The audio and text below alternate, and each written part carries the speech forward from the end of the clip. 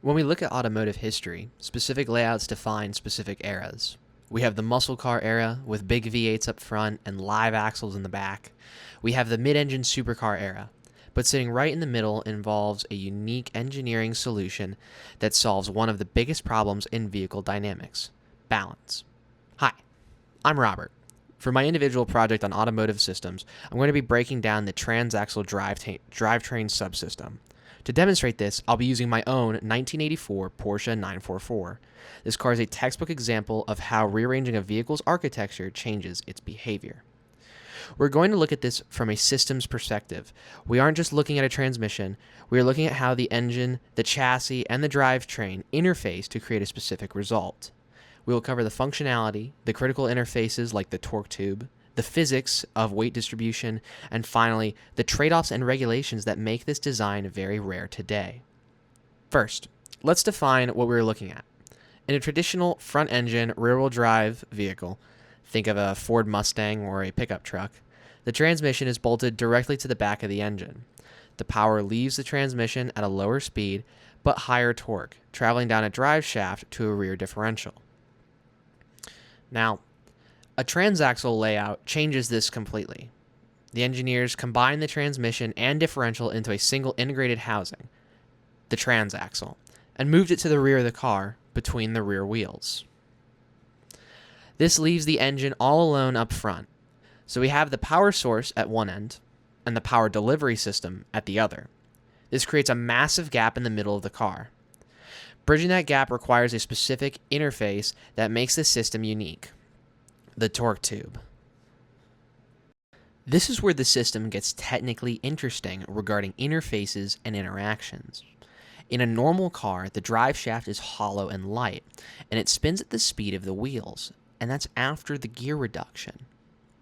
But in the 944, because the transmission is in the back, the shaft connecting the engine to the transaxle must spin at engine speed.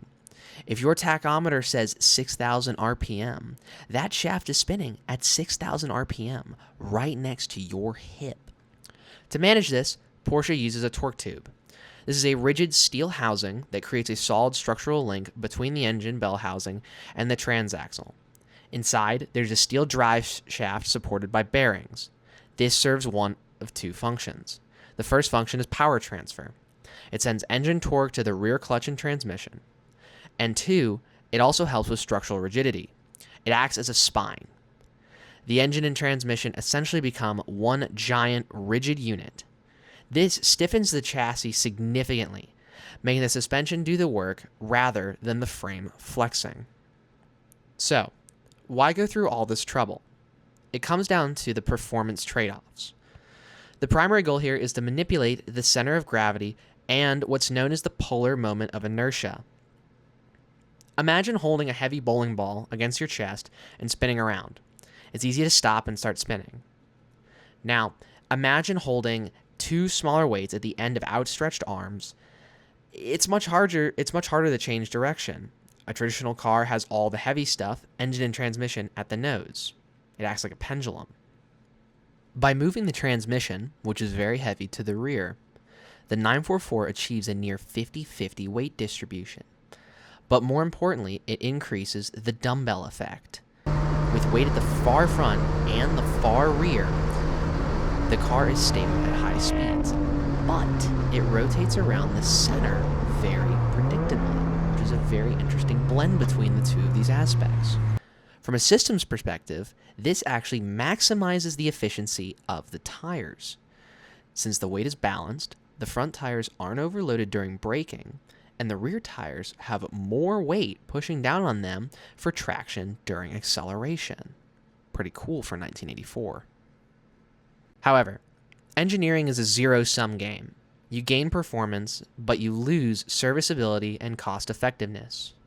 If I need to change the clutch on a standard car, I drop the transmission, swap the parts, and bolt it back up. On this transaxle system, the clutch is sandwiched between the engine and the torque tube. To get to it, I have to disconnect the rear suspension, remove the exhaust, drop the subframe, take out my CV axle, unbolt and drop the transmission itself, then unbolt the bell housing from the front of the motor, then slide out the torque tube from the underbody, and finally, after all of that, I can then service my desired parts. Finally, we have to look at regulations. Interestingly, the Transaxle helps with the frontal crash safety standards. Because the transmission isn't sitting in the tunnel next to the driver's legs, the engine has more room to be pushed back and down during a frontal collision, protecting the cabin. However, the added weight of the heavy torque tube fights against modern CAFE standards, that is, corporate average fuel economy. Now, this is why you don't see this layout in economy cars. It's too heavy and too expensive, both to manufacture and to maintain. The Transaxle subsystem is a brilliant solution for chassis balance. It interacts with the chassis to provide rigidity and optimal weight distribution, but it does introduce complexity that not only increases the cost of maintenance, it also increases the difficulty of said maintenance. But for a sports car like the 944, it was the right choice. For a daily commuter in 2025, probably not. Thank you very much for watching.